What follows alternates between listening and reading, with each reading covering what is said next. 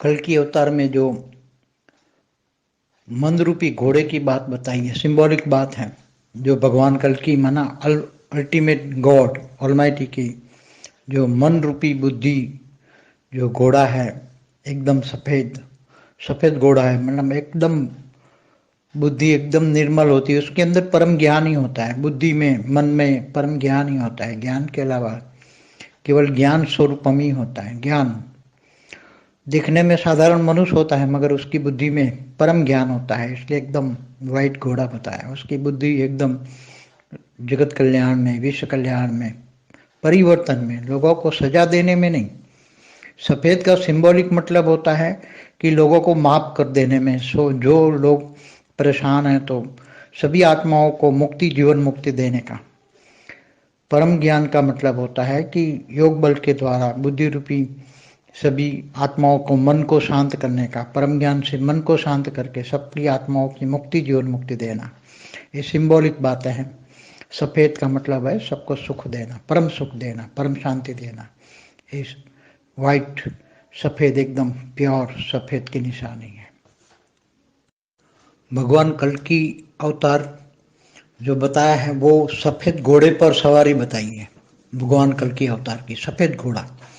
सफेद घोड़ा माना जो भगवान की बुद्धि रूपी सिंबॉलिक बातें हैं कि उनके पास बेहद का परम ज्ञान होगा। परम ज्ञान, वाइट ज्ञान, सफेद ज्ञान। सफेद ज्ञान बुद्धि रूपी घोड़े में होगा। तो बेहद का परम ज्ञान बुद्धि रूपी घोड़े में होगा तो वो सिंबॉलिक हाथ में तलवार भी दिखाई है। भगवान कल्कि के हाथ में तलवार है, तो वो ज्ञान रूपी तलवार की बात है, परम ज्ञान की तलवार। तो बेहद सभी आत्माओं की, सृष्टि पर चाहे धरती पर, सभी मनुष्य आत्माएं हो, स्थूल जगत हो, सूक्ष्म जगत हो, सभी आत्माओं की बुद्धि में वो ज्ञान से परिवर्तन करेगा और परम ज्ञान देगा। परम ज्ञान देकर सभी आत्माओं को अपना जजमेंट करने को कहेगा और सभी आत्माएं अपना जजमेंट करेगी, मैं कौन सी कैटेगरी की आत्मा हूं। ज्ञान से सभी आत्माएं जज करेगी। तो यहाँ ज्ञान रूपी तलवार की बात है, बुद्धि रूपी सफेद घोड़े की बात है।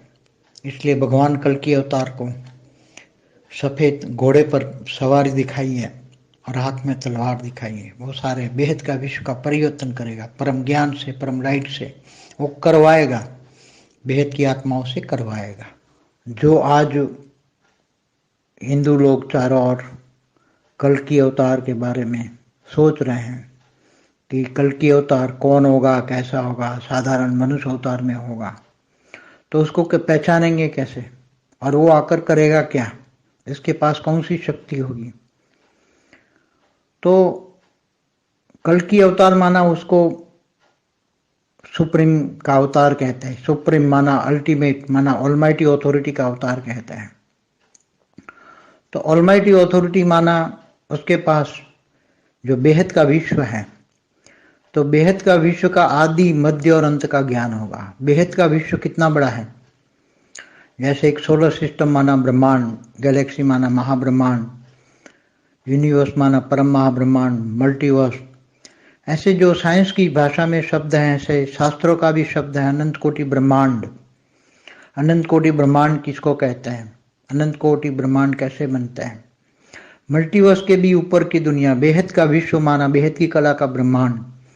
तो बेहद की कला का ब्रह्मांड किसको कहते हैं, बेहद की कला के ब्रह्मांड में कौन कौन क्या क्या होता है, कैसे बनता है, क्योंकि वो ऑलमाइटी है। तो वो ऑलमाइटी अथॉरिटी माना बेहद की कला के ब्रह्मांड का क्रिएटर है, बेहद के विश्व का क्रिएटर है, अल्टीमेट है, सुप्रीम है, उससे ऊपर कोई सुप्रीम नहीं है। तो वो जो स्वयं आता है तो उसके पास वो उसकी अंदर रिकॉर्डिंग होता है, वो एक रिकॉर्डिंग इमर्ज करके, वो साधारण मनुष्य होता है, दिखने में साधारण मनुष्य लगेगा, मगर उसको ज्ञान से ही पहचान पाएंगे। कल्कि अवतार को जो आज लोग इंतजार कर रहे हैं कि कल्कि अवतार होगा, हिंदू लोग, तो उसको केवल ज्ञान से ही जाना जाता है। श्री कृष्ण ने गीता में भी कहा है कि तुम मुझे केवल ज्ञान से ही जान सकते हो, जप तप ध्यान योग से मुझे नहीं जान सकते, केवल ज्ञान से ही मुझे जान सकते हो। तो ज्ञानी तू आत्मा मुझे विशेष प्रिय है। तो आज का जो समय चल रहा है, तो लौकिक पढ़ाई कितनी लोग वैल्यूबल समझते हैं, तो अलौकिक पढ़ाई, लौकिक से भी अलौकिक पढ़ाई, अलौकिक से भी पारलौकिक पढ़ाई, पारलौकिक से भी बेहद की पारलौकिक पढ़ाई, बेहद के विश्व की पढ़ाई। बेहद का विश्व क्यों बना, कैसे बना, किसने बनाया, कैसे बना। तो ब्रह्मांड का रचयिता शिव, महाब्रह्मांड, महाशिव, परम महाशिव, विष्णु, महाविष्णु, परम महाविष्णु, ब्रह्मा, महाब्रह्मा, तो आदि शक्ति, महाशक्ति, परम महाशक्ति, ये सभी वीडियो मैंने बनाए हैं, देखना। तो उसके पास सब कुछ नॉलेज होगा, बेहद का विश्व का नॉलेज होगा, टाइम का भी नॉलेज होगा। जैसे एक ब्रह्मांड की आयु ब्रह्मा का 100 साल है, तो ब्रह्मा का एक दिन बराबर धरती पर 1000 चतुर्युग माना 4 युग, सतयुग, त्रेता, द्वापर, कलयुग माना 4 युग का टोटल होता है 43,20,000 साल। कलयुग माना 4,32,000 साल, इससे डबल द्वापर, इससे 3 गुना त्रेता, इससे 4 गुना सतयुग। तो धरती पर 1000 चतुर्युग माना 14 मनवंतर कहते हैं। एक मनवंतर में 71 युगांतर होते हैं, 4 युग को युगांतर कहते हैं। तो अर्ध प्रलय, प्रलय, कल्प प्रलय, महाकल्प प्रलय समय के हिसाब से क्यों होता है। हर ब्रह्मांड में भूलोक से ऊपर 60 लोग होता है, भूलोक से ऊपर भुवरुलोक, स्वलोक, महलोक, जनलोक, तपलोक, फिर ब्रह्मापुरी, विष्णुपुरी, श्रीपुरी, परमधाम, नीचे 7 पाताल लोक होते हैं। तो ये हर ब्रह्मांड का ज्ञान, महाब्रह्मांड माना गैलेक्सी माना आकाश गंगा का ज्ञान, उसका हर कोई क्रिएटर का ज्ञान, तो ये सब बेहद का ज्ञान होगा और बेहद का विश्व परिवर्तन करेगा। वो ऐसा विश्व बनाएगा, पूरे मल्टीवर्स को बदलेगा, पूरे बेहद के विश्व को बदलेगा। वो बेहद के विश्व का ऑब्जर्वेशन करने आया हुआ है, वो बेहद का ऑलमाइटी ऑथोरिटी का अवतार है। एक ब्रह्मांड का नहीं, महाब्रह्मांड गैलेक्सी वाला नहीं, यूनिवर्स वाला नहीं, मल्टीवर्स वाला नहीं, बेहद के विश्व का अवतार है। वो ऑलमाइटी है, अल्टीमेट है, सुप्रीम है। तो उसके पास तुम उसको ज्ञान से ही जान सकते हो। उसके पास ज्ञान है, योग की शक्तियां हैं, वो विशेष आत्माएं जिनको हम बेहद की आत्माएं कहते हैं। जो बेहद की आत्माएं 108, 1008, 16,000, 9 लाख है, उसमें 108 और 1008 बेहद की कला की संपूर्ण पावर वाली आत्मा है। उनको ढूंढकर, उनको आदि मध्य का ज्ञान देकर, बेहद का परम ज्ञान देकर, बेहद की आत्माओं को केवल 108 और 1008 के द्वारा, योग बल के द्वारा पूरी सृष्टि का परिवर्तन करेगा। वो तत्वों को परम तत्वों में परिवर्तन करेगा, मृत्यु लोक को अमर लोक बनाएगा, और पूरा ऐसा solar system, Galaxy, universe, multiverse इतना अच्छा बनाएगा, हमेशा बेहद का अविनाशी अमर लोक बन जाएगा।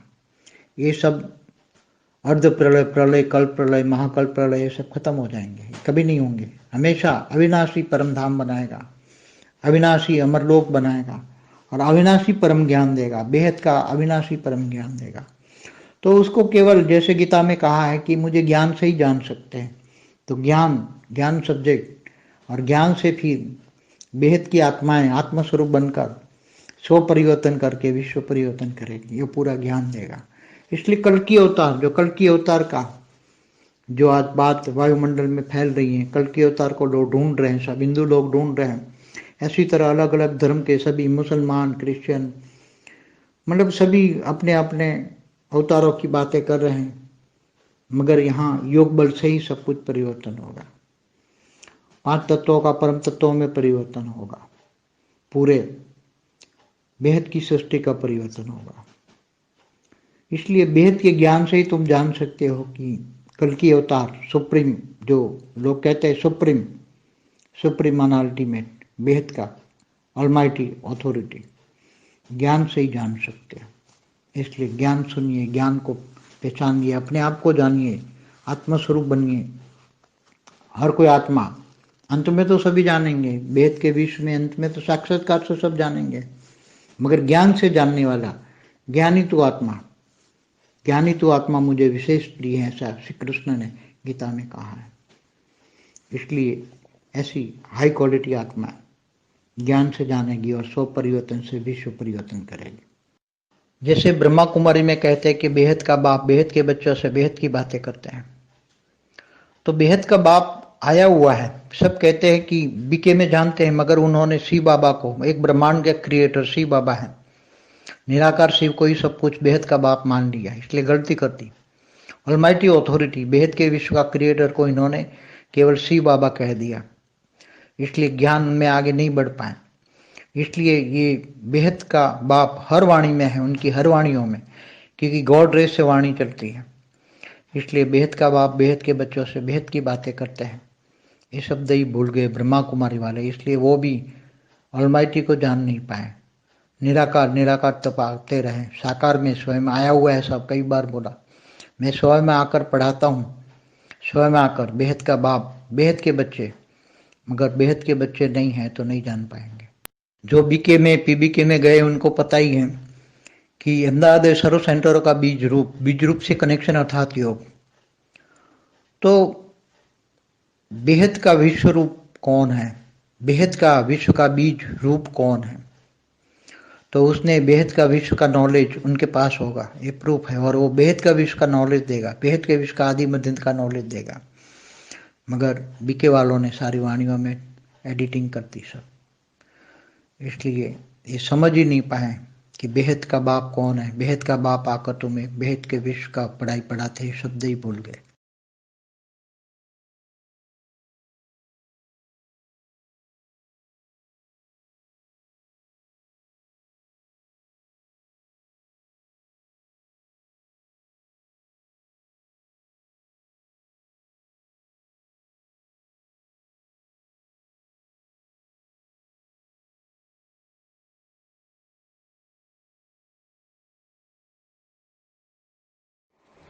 పరం శాంతి.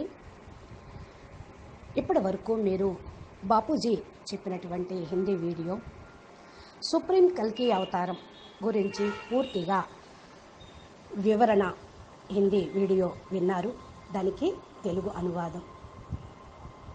బేహద్ బాపు బేహద్ పిల్లలకి పరం శాంతి చెప్తూ ఉన్నారు.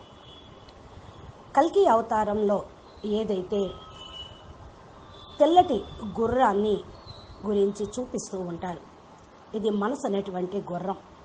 ఇది సింబాలిక్గా గుర్తుగా చూపించారు.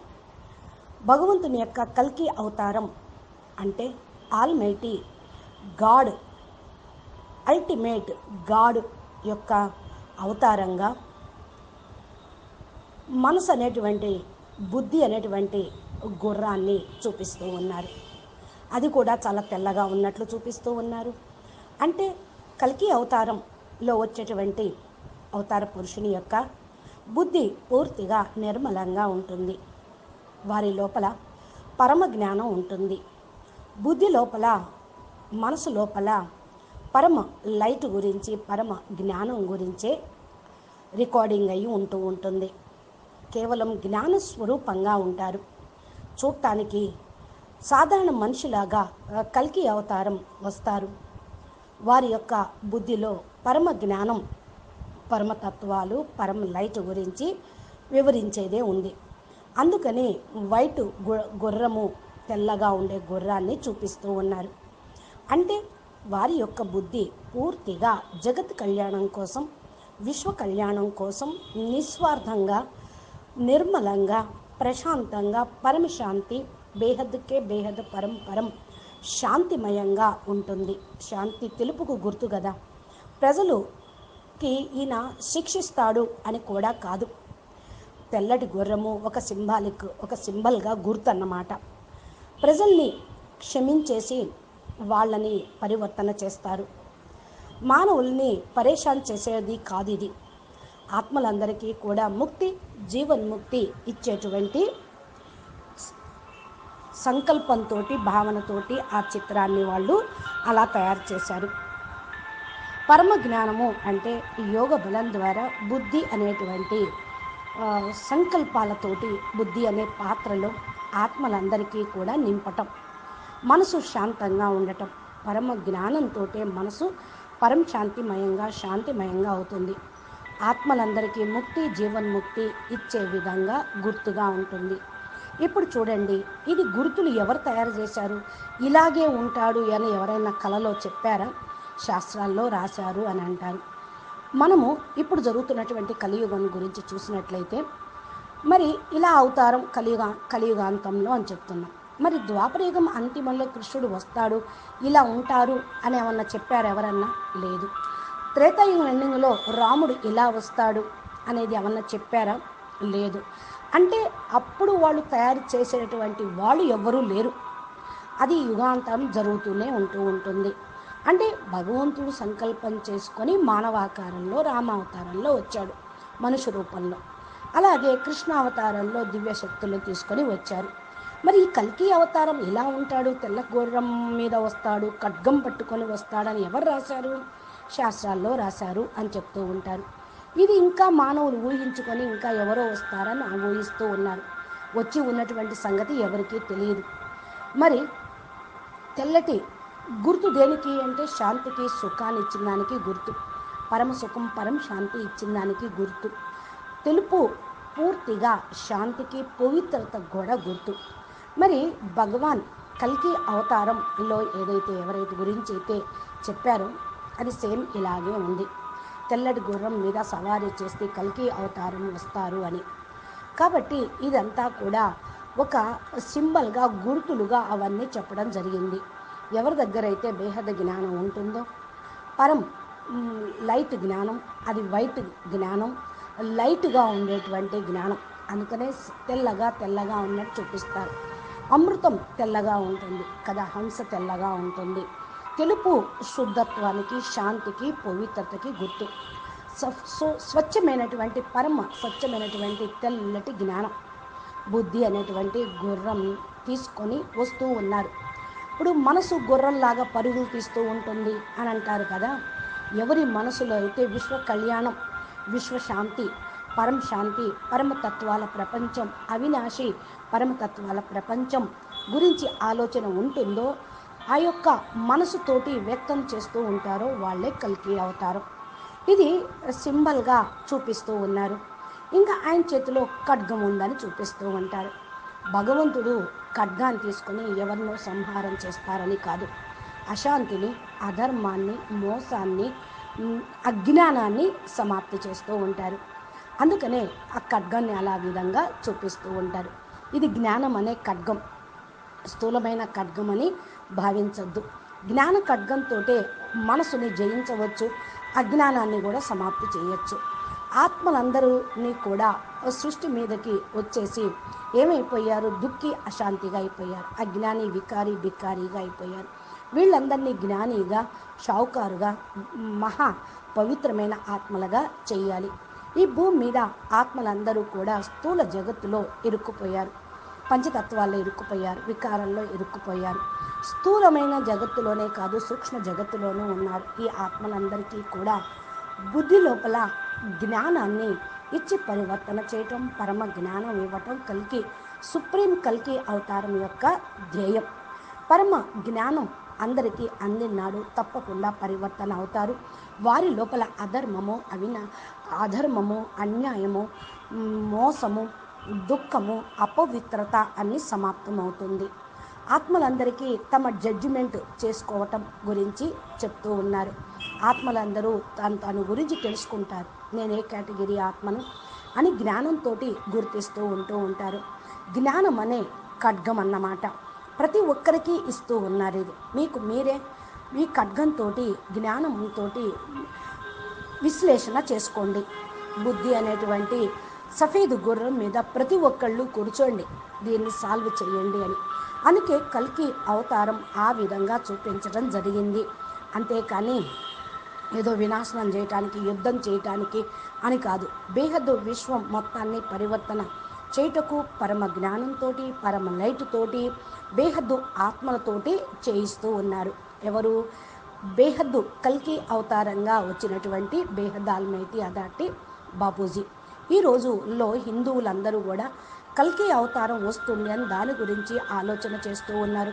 ఈ కల్కి అవతారం ఎవరు, ఎలా ఉంటారు, ఎక్కడ ఉంటారు అని చింతన చేస్తూ ఉన్నారు. సాధారణ మనిషి లోపంలో వస్తాడు అని చెప్తున్నారు. అలౌకికమైన దివ్యమైన శక్తులు కలిగి ఉంటారు అని. గుర్తు ఎలా ఉంటుంది అంటే దానికి ఆకారం చూపించారు. మరి ఆయన దగ్గర ఏ శక్తులు ఉన్నాయి అంటే వినాశనం చేసే శక్తి ఉంటుందా? కాదు. బేహద్ కల్కి అవతారం అంటేనే సుప్రీం అవతారం. సుప్రీం అంట ఆల్మైటీ అథారిటీ అవతారం. ఆయన సాకార రూపంలో భూమి మీదకి వచ్చి ఉన్నారు. ఆయన దగ్గర బేహద్దు విశ్వం, సృష్టి యొక్క ఆది మధ్య అంత జ్ఞానం ఉంది. బేహద్దు విశ్వం గురించిన జ్ఞానం ఎవరి దగ్గర అయితే ఉంటుందో వాళ్ళే బేహద్ కల్కి అవతారం. బేహద్ విశ్వం ఎంత పెద్దది! ఒక సోలార్ సిస్టమ్ అంటే బ్రహ్మాండం, గెలాక్సీ అంటే మహాబ్రహ్మాండం, యూనివర్స్ అంటే మహాబ్రహ్మాండం, ఇలాగా మల్టీ బ్రహ్మాండాలు ఉన్నాయి. అనంత గెలాక్సీలు ఉన్నాయి, అనంత యూనివర్సులు ఉన్నాయి. ఇది సైన్స్ భాషలో ఉన్న శబ్దమైన శాస్త్రాల్లో కూడా శబ్దం ఉంది. అనంత కోటి బ్రహ్మాండాలు అని. అనంతకోటి బ్రహ్మాండాలను ఎవరు తయారు చేశారు? అదేవిధంగా మరి ఇవన్నీ ఎక్కడ ఉన్నాయి?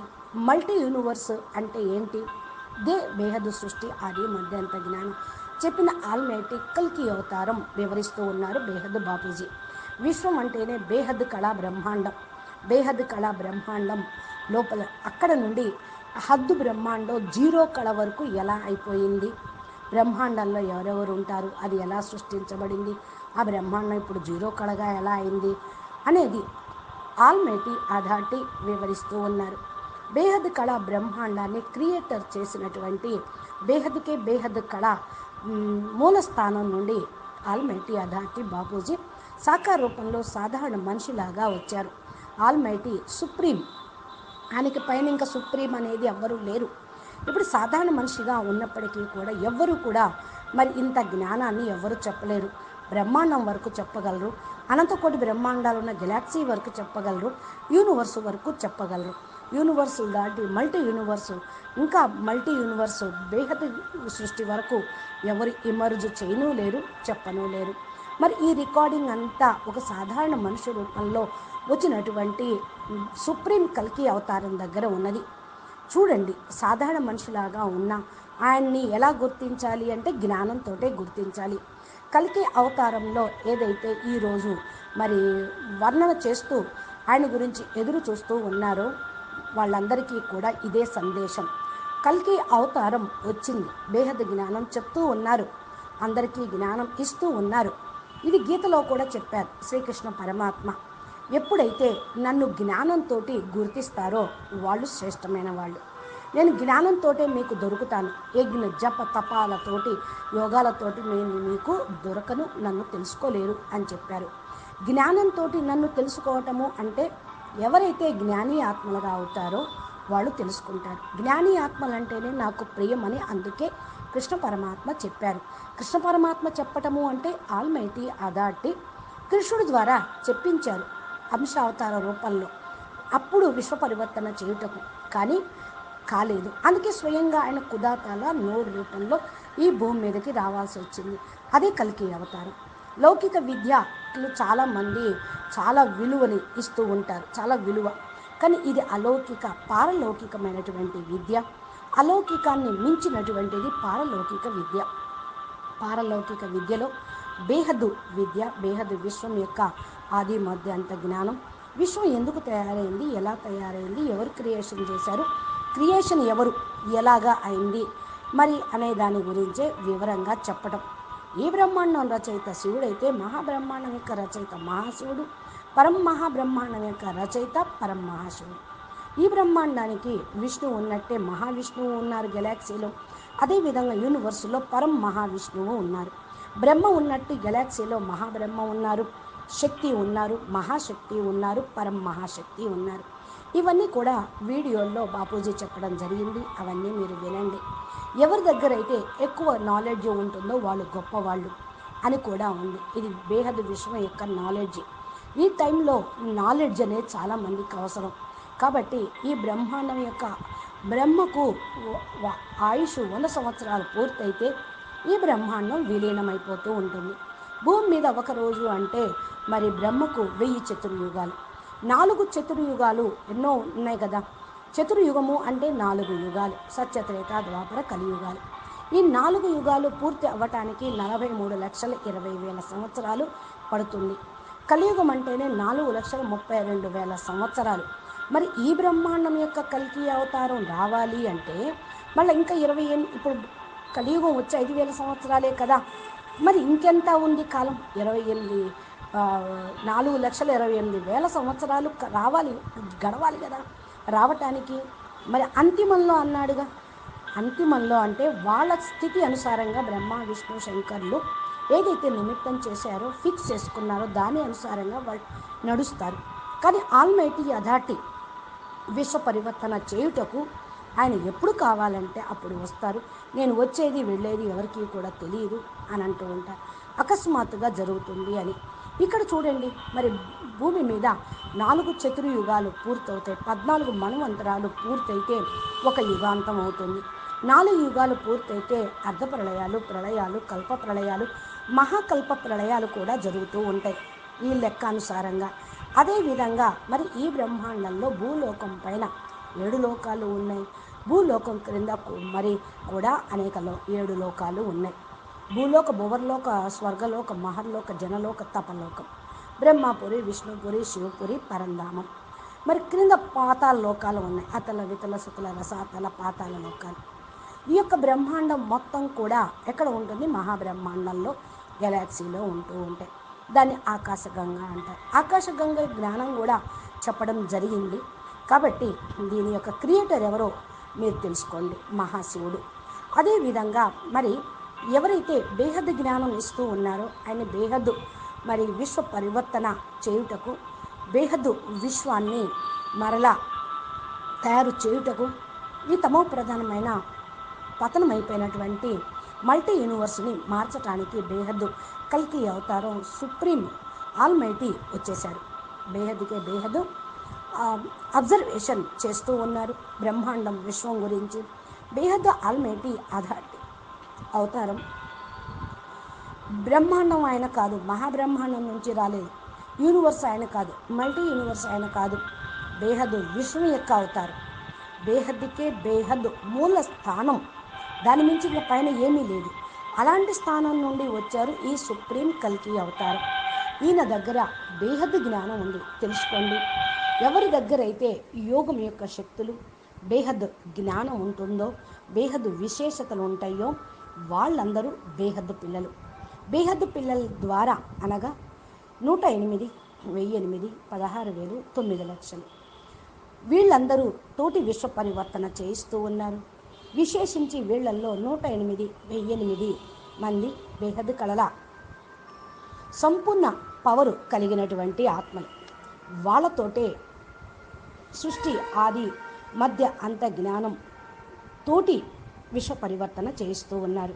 వాళ్ళనే సెలెక్ట్ చేసుకుంటూ ఉన్నారు, అని వారిని వెతుకుతూ ఉన్నారు. బేహద్దు పరమ జ్ఞానం ఏ పుస్తకాల్లో, ఏ శాస్త్రాల్లో లేదు.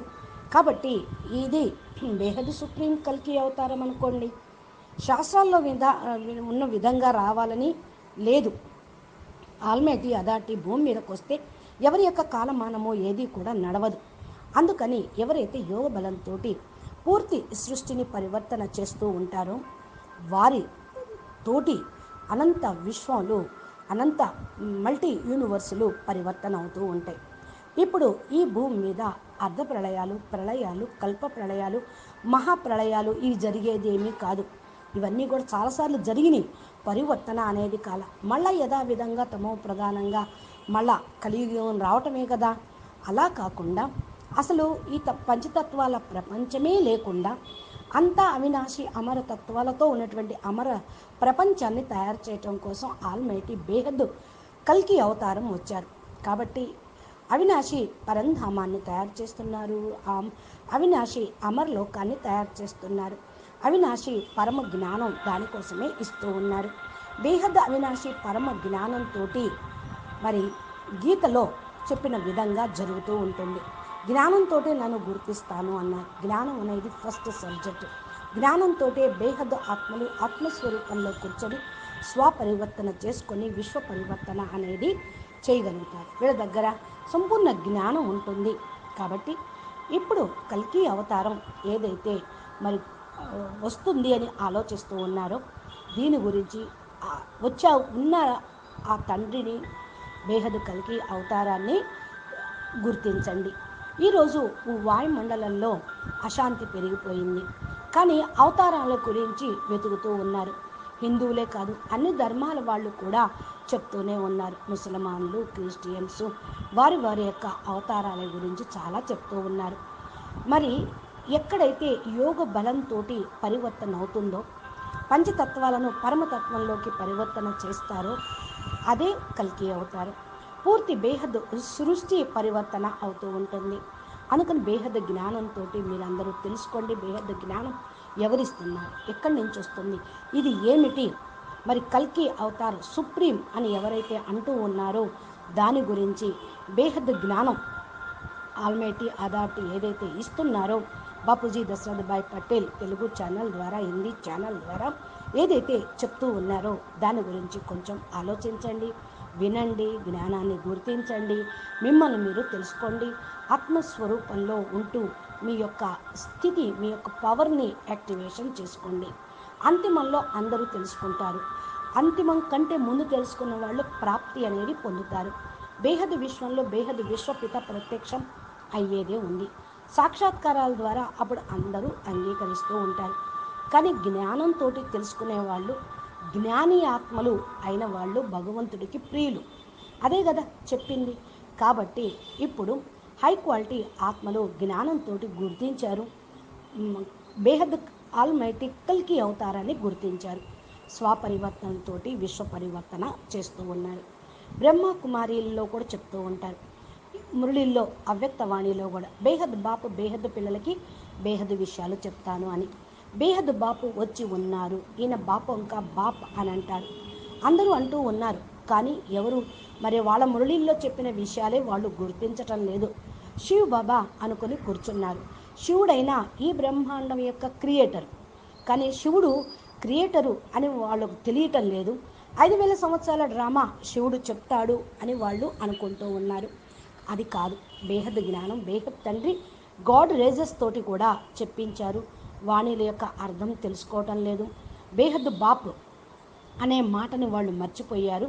బ్రహ్మకుమారిస్ ఏదైతే ఆల్మైటీ తెలుసుకోలేదో వాళ్ళు నిరాకార బిందువుని అంగీకరిస్తూ ఉన్నారు.